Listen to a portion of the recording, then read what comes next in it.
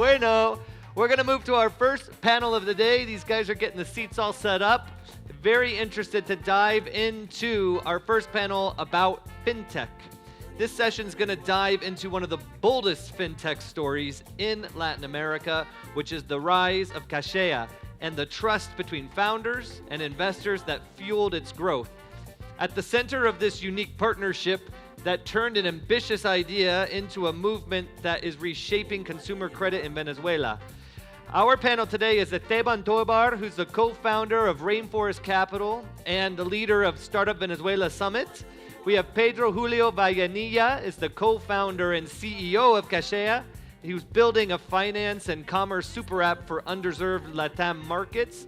And also they're joined with Ivan Montoya, who is a Silicon Valley-based super angel and the founder of New Mundo Ventures that's backing some of the region's most promising startups.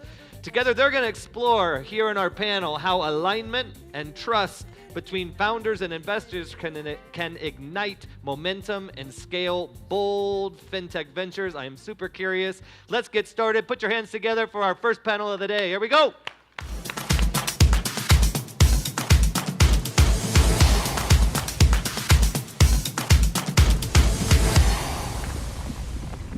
All right.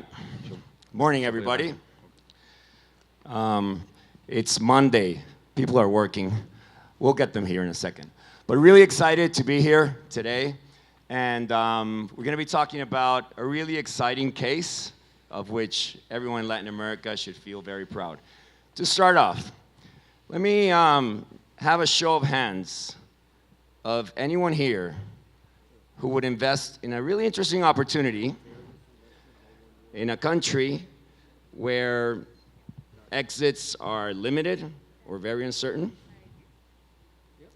where regulation is quite foggy, actually to the point where the opportunity you're going to invest had 4 previous attempts of other companies that were shut down by the government, and where the macro, actually I don't know what word to say, but the macro is quite interesting. Let me show of hands. Who would invest in a place like that? Oh, yeah. Okay, 2 people. Anyone else? No one else. Okay, the 2 people that raise your hands. Okay, keep them up. Come on, be brave. Now, would you still do it if you were really early? Before anyone else? Before anyone else. Okay, one hand came down. Oh, another one came up. She was more excited about getting in early. Okay. Anyways, today we're going to be talking about how do you get to yes in this question? How do you do it early? And how do you do it right? I'm really excited to be here with Pedro Vallenilla, founder of Cashea, and Ivan Montoya of New Mundo Ventures. Pedro, let's start off with you. Wait a second. Who knows what is Cashea here? Okay, so less than 20% of the people here know what Cashea is. So why don't you tell us, Pedro, what is Cashea? Why did you do it? And give us a sense of where is Cashea today? Thank you. So Cashea has relaunched consumer credit in Venezuela. As of today, we're doing north of 1.6 buy now, pay later credits per second. We have 8.5 million users, and Cashea currently processes over 4% of GDP, of Venezuela's GDP. So imagine in a country where consumer credit ceased to exist after hyperinflation, and Cashea was launched 3 years ago, and basically we're very proud to say that we have effectively relaunched consumer credit in a country where it ceased to exist. Thank you, Pedro. Can you say why you did it? I had to leave Venezuela 8 years ago. That moment in time, we were kidnapped, a friend got killed, hyperinflation hit, and I would never thought that I would venture ever again. I basically left Venezuela, and when I was in Chile, I left to Chile, and the first day of Santiago, I was in Startup Chile, and I got a credit card, and said to my cousin, I would love to return to Venezuela, but I don't know if I could ever return to Venezuela without credit. And as the opportunity came and we saw that this was something that could potentially be tackled, after learning and having the opportunity to work in LATAM, we said this is a great moment for us to go back. For us, Cashea is a homecoming. For us, is the way for us to return to a country that gave us everything. And it's basically how do we restore trust in a country where trust was lost. Meaningful, Pedro. Thanks. Let's think for a second what it means. A company that's transacting over 4 points of the national GDP. And 8.5 million customers in a country like Venezuela. Ivan, you are gringo. You're an American. He was born in Colombia, by the way, but he's lived all his life in the US. What did an American investor like you see in Cashea? Let's go back to the very early times. You were the first institutional investor in Cashea. What did you see that 99.9% of everyone else in the planet, including Venezuelans, didn't see? Thank you, Esteban. You know, the last talk that Steve gave talked about luck, right? And at the very end of the presentation, he talked about how you can increase your odds of luck. And he talked about being nice to people and building networks, right? I don't meet Pedro at all if I had not invested in a Venezuelan company 4 years before, which was called Yummy. Beyond that, if I didn't go visit the founder of Yummy in Los Angeles, where he lives, because I happened to be going to LA to drop off my son in college, and said, hey, I should use this as an opportunity to spend some time with Vicente. We spent a great time. We talked about Vicente, how we supported him, and that was a crazy story too, by the way. And then we did a selfie, which people who know me, I take a lot of selfies. We post on LinkedIn. All the Venezuelan folks on LinkedIn start sending me messages. One person sent me a message. I meet with that one person, and they say, if you liked Vicente, you're going to love Pedro. So there's all of this stuff that happens before the meeting of Pedro that allows me to be in a position to be interested, although Pedro will make fun of me in a little bit about how hard it was for that first meeting. But through Yummy, I learned about what was happening on the ground, the dollarization of the economy. I saw a founder who could actually make things happen in the most crazy environment. So I could do 20 minutes on Yummy. Without that, I'm probably not in a position to see what I saw when I spoke with Pedro. And then the other thing is I go in to all meetings with all founders with the assumption, you know, there could be a chance that I might be talking to somebody who in 10 years, people come back and say, that person was the most incredible person. They built the most incredible company. So going in with not the assumption that that's what it's going to be, but it could be. So I better pay attention. I better respect this person. I need to listen. And so when I met Pedro, he was at about $1 million in ARR. They were maybe 9 to 10 months into their journey. And I asked him 2 questions around the metrics of his business, why he was doing it, and I could not stop thinking about Pedro. And I remember we finished the meeting, I don't know where we ended, it was like, hey, let's keep in touch, something like that. The whole night I talked to my wife about this incredible situation in Venezuela, it's unbelievable, whatever. And the next day I send him a message, we have to meet again, right? But I think the biggest thing is just listening and try to remove as much bias as you can and be in the moment with that founder. So in listening, what was the single thing that most surprised you about Pedro in that very first conversation? Well, one were the metrics already, right? So for those of you guys who know Fintech, I basically ask 2 questions to every consumer Fintech. What are your MPLs? So what is the bad debt you've got? And how do you acquire customers? And typically, for an early stage startup, those are you get really rough answers. Oh, 30% of our portfolio is negative, and we're going to get to single digits with this next raise. Or we're spending money on Facebook, Instagram, all this stuff, and so I'm basically giving away investor capital to Mark Zuckerberg. And his answers were the opposite of that. They're world-class NPLs, sub 2%, all word of mouth.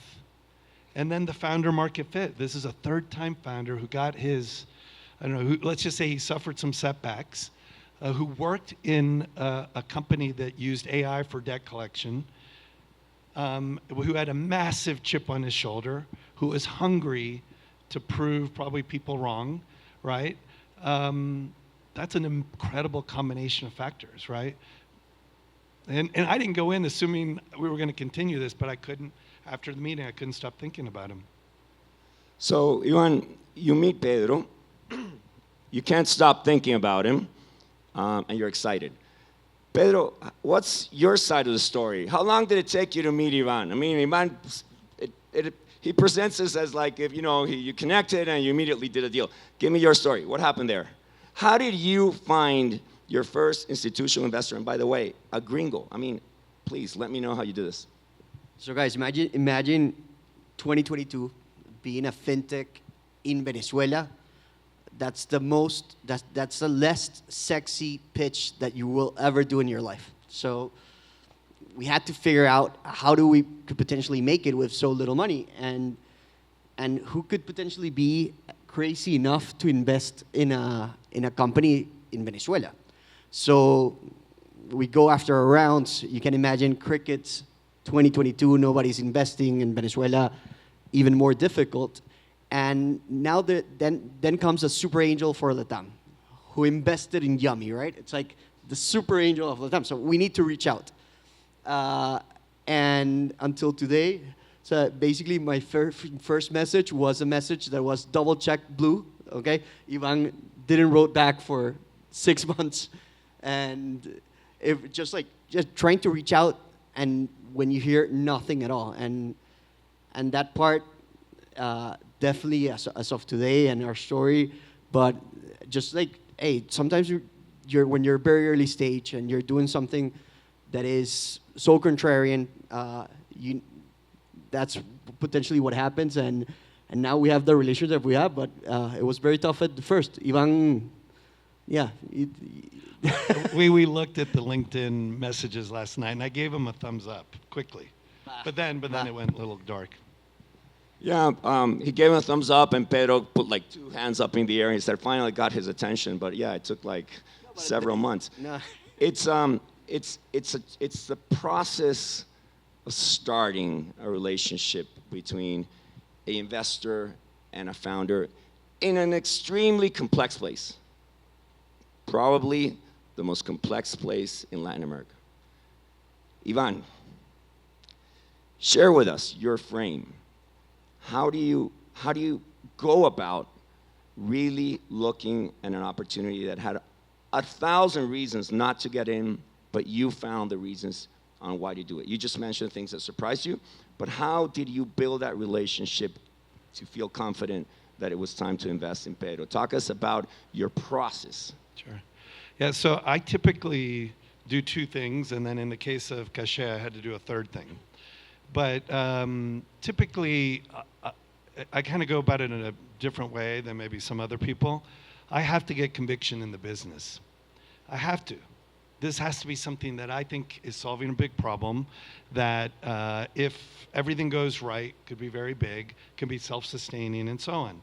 I can't tell you how many, I think in the last talk I thought was very smart or very good. In startups, everybody, hopefully, if you do your job well, everybody's working really, really hard. They're very talented people, and I've seen so many times people pointed in a direction where they have so many headwinds that it doesn't matter how good the founder is, how good the team is, it's going to be really hard. So that's one thing. The second thing is I have to have conviction, particularly in the CEO, that this is somebody that I think in a year is going to be 10x the person that they are today, that I'm going to learn from and has some insight or secret on the market. And usually that's enough, and that takes time, and you build the relationship and you try to assess that out. But then in the case of Venezuela, it's like, oh my God, what is the regulatory risk? So I talked to a bunch of people, not the least of which was Vicente and others, to say, hey, what's going on? Is this legit? Whatever, right? And so during that process, on the business side, we worked with Pedro's CFO and co-founder Arnoldo did the unit economics. I remember Pedro would say, I asked him questions I had never thought about. I obviously working with the team, you start to see, do they have a growth mindset? How quick do they move? Obviously looking at the business in the 3 months that from September to December, they grew 15x. In that process, became the most downloaded app in Venezuela, more than WhatsApp, Instagram, TikTok, Facebook, and then in parallel, I talked to a lot of people who knew Venezuela, and it was like, yeah, this is legit, and there's a real need. Okay, so most downloaded app, you're growing 15x. By the way, anybody here would change your mind by this point after listening to this? Would you invest now? Okay, so we have 3 more. Okay, we've got a long way to go, my friend. Okay, Pedro, tell us a story. What were you doing to grow 15x?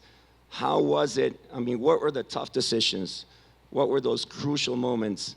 And how do you build a fintech in a country where the regulatory bodies were trying to avoid any fintech company? So yeah, Cashea is a 3-year-old startup in October, but there's a story that needs to be told for that first year when we didn't hear back from the regulators and trying to ask for permission. What we knew from very early on was if we could potentially do this in Venezuela, the only way for us to do this is to have a thumbs up, and potentially this company will never see the light of day. And we were okay with that. Our first investor knew that we had to do a lot of work for us to present our idea. It was rejected 4 times. In the 4th, I got visited by the police in my house. So very, very, very fun experience.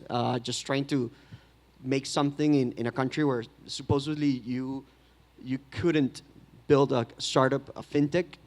And why did they visit you? Well, because supposedly we had launched, and into that moment in time we hadn't launched, and just having the stomach for us to wait. One of the worst things at that moment was knowing that this could potentially never see the light of day, that this company would never get off because we would never get permission for us to do this successfully. But working with the regulator, we understood what needed to be done, what needed for us to change, for this company to go live. And after that, 2022, little capital, no investors whatsoever. Nobody wanted to invest in Cashea. So we had to be very frugal. We had to be very conscious about how to run the company. And 1 year after launch, we were cash flow positive, and we have been ever since. And what we thought initially was the worst thing that could any startup, that you will not attract capital. The best thing that ever happened to Cashea was no access to money, little access to money, and just being very creative, trying to understand how to be very efficient on the few funds that we had was the best blessing that Cashea could Give have us some ever. examples. Give us some examples of how were you creative? How did you do things different from anyone else in the space? So you could imagine consumer credit ceased to exist. 10 million credit cards disappeared in Venezuela. So this is a product that all Venezuelans need. So let's launch this in Venezuela. But we didn't have money to launch Venezuela. So let's launch a city. We do not have money to launch a city. Okay, let's launch municipio. How would you say that in English? Neighborhood. A neighborhood. We didn't have money to launch a neighborhood. We only had money to launch 1 shopping mall. That was it. How we could potentially make that experience in that shopping mall that could be the best experience that we could ever offer for it to generate that value to our users, to potentially give a fighting chance to Cashea. So imagine, trying to relaunch consumer credit and only having budget to launch 1 shopping mall, and that was it. So here we are, a market that has no credit, so huge opportunity.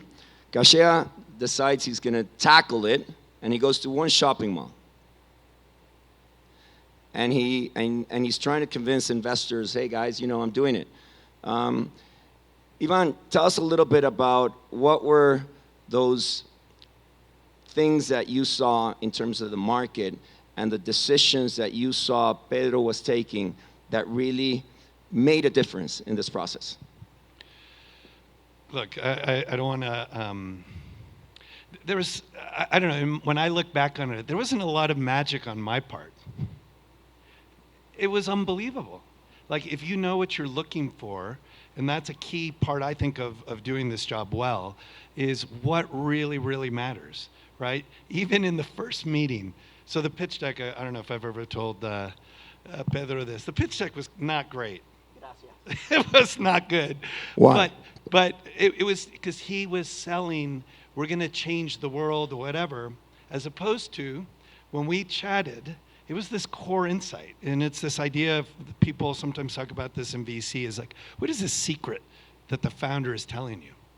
And the secret, he mentioned it earlier. He's like, Ivan, he told me that in Venezuela, right, the inflation rate goes through the roof. Credit cards have a maximum interest rate they can charge. And so at some point, the inflation was above that max rate. And so 10 million credit cards were silenced. This could be way bigger than I could possibly imagine, right? And then you just started to see the numbers, and you start looking at the granular, their organic growth. There's this very famous investor and professor at Stanford called Andy Ratcliffe, and the concept of product market fit. And he says, for a consumer product market fit is geometric organic growth. When I met them in September, they had geometric organic growth. We just didn't have a chance to see what the next few months were. The next few months just confirmed it even more, right? And so for me, the big moment of truth was I had to go to some of my LPs and say, hey, I'm really thinking about investing in a Venezuelan startup with your money. And I'm lucky to have some incredible LPs who've been doing VC in the Valley for 30 years.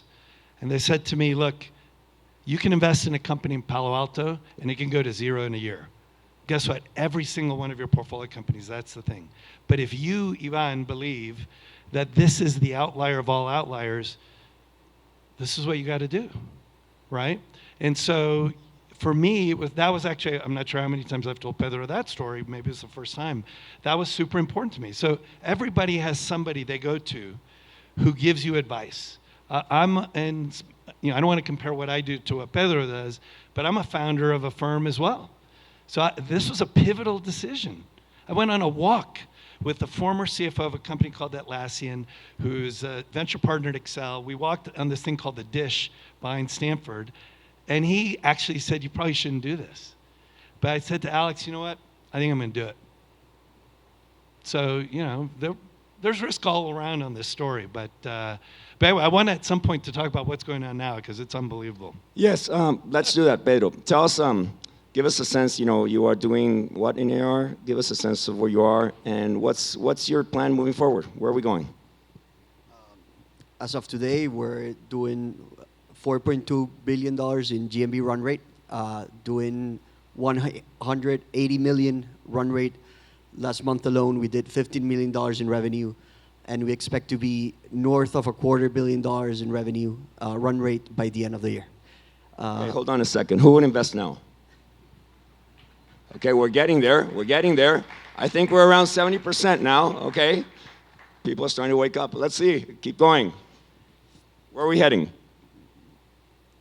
We believe, and the first thing, so every day we wake up and we say we need to be the default way how Venezuelans buy things. And for every time you decide to make or do you want to buy something, we want you to use Cashea. But that's what we have done until today. What is the future? Is not only winning every time you buy and you need to buy something in credit, is how to become the default way how do Venezuelans pay for things? How do we become the way how Venezuelans get back into savings? And how do we become this financial provider of choice of a country that there's so much to continue to be built? So we're burning the boats, doubling down in Venezuela, building for a country that for many years had been completely shut off. And we believe that for us to continue on this is to continue doubling down and work into our country before we head to other underserved markets in LATAM. Thanks, Pedro, and I have a few words to congratulate you more than anyone else. Ivan, what do you think are the risks of Cashea moving forward in this vision? I only laugh, and we haven't really gotten too deep into our personal relationship. But my philosophy as an investor, look, this is a team sport. You know, right now, the most important thing for Pedro, Arnoldo, Nico, Ramon, is to surround them with the best people who can help them take this next step in the journey. So I think of startups as the founders trying to climb Mount Everest. And because I'm involved usually in the early stage, I'm just trying to get them to the base camp. I'm the Sherpa on the first stage. And I want the founder to feel the most support, to feel like this, you know, I'm doing everything possible to help them get to that next stage. But I'm thinking about who else can we bring? Who's a better Sherpa than I am? Who we can help bring this, because it's going to take effort. So to me, the biggest risk for Cashea, this is kind of weird. We were up till like, I don't know, 1 a.m. last night going through this, right? Which is, one, you're now a 200 million plus revenue company. What is your board like? Compared to Nubank. When Nubank was at 200 million, who was on their board? It was probably Doug Leone, Mickey Malka, whatever, right? Somebody from Kazakh. So it's how do the founders raise the bar on who supports them? How do we make sure when you have the tremendous growth? Well, somebody who works with Cashea, who I'm very close to as well, said to me, when you don't have product market fit, you just have one problem in a company. When you have product market fit, you have 1,000, right? So they've scaled what a normal super successful company might do in 8 years. They've done it in 3. So how do we make sure that the infrastructure and all that is in good place? And then belief, you know? I would love to hear Pedro's side of this story, but at some point in the relationship, I start looking at the numbers, and I call up somebody I know at Nubank, and I say, hey, can you give me the numbers for the first 2 years? And at some point, we go through the numbers with this person, and we're like, Cashea is growing faster than Nubank, way more profitable than Nubank, like order of magnitude more profitable. And I told Pedro, it's like, it's Venezuela. That's what makes your opportunity unique. You got to lean in. And last night I said, there's no more buts. You are, people love to talk about cursor and all these things. Their metrics rival that, right? And they're way more profitable. You guys, so part of this is just belief, that the founders feel belief in what they're doing. And if I can provide a little bit of that support for that, let's go. Ivan, you have really been always very, very strong on the belief and the trust that you have built. Pedro, because we have a few more minutes, what is the single most important learning that you can take away and you can share with everyone here of your process in building Cashea into this unbelievable company it is today? Don't ever let, and this is something that I need to thank Ivan and do it publicly, is we were ashamed of being a Venezuelan-only company. We thought that we needed to pitch LATAM. We needed to have a bigger vision. Venezuela wasn't sexy enough. And when Ivan said yesterday, but when he said, own it and be proud of what you have done. So here in Guatemala, Central America, Latin America, so be proud on what you're building and who you're building. At the end, generating value to your users regardless where they are, and supporting and surrounding yourselves when you're in doubt. This sounds like an amazing story of a super high growth company. We founders suffer. It's tough to run a company like this. Everybody wants to pat you in the back and say congrats, and you're scared shitless. And sorry for the word, but it's tough. It's not easy going. It's not at the end. Definitely, you have to surround with people who, when you're down, when you need to cry, when you need to somebody to talk to, those are the investors and those are the team members that you need to be supporting. So don't ever be afraid of building locally. Be very proud of where you're building and to whom you're building, and surround with the best talent and the best team that you could potentially surround yourselves, and that will take you a long way. Very quickly, Ivan, if Cashea was an animal, what would it be? And Pedro, very quickly, what animal would it be? We have a few seconds. Oh, wow. I don't know. It would be a phoenix. A phoenix. Yeah. Why? A phoenix. I think Pedro has risen from the ashes, personally and as a professional. And I think Venezuela will rise from the ashes, right? So it's a phoenix. Great. Pedro? Okay. Guys, thank you very much. This is a story about how do you build trust, which we've seen, unbelievably well done. How do you believe in something where nobody else believes? And above all, how do you make impact in this world? Pedro, Ivan, as a Venezuelan, I can't say how proud I am. What an amazing example you are to the world. You are showing that it is possible. We heard yesterday Alan say it. Show the world that you can do it. Pedro is showing the world that he can do it. And with people like Ivan, it's been an amazing ride that has been built in the trust of these two people. Let's give a very long, oh wait, who would invest now? Everybody, guys, we got to yes. Thank you very much. It's a pleasure. Thanks.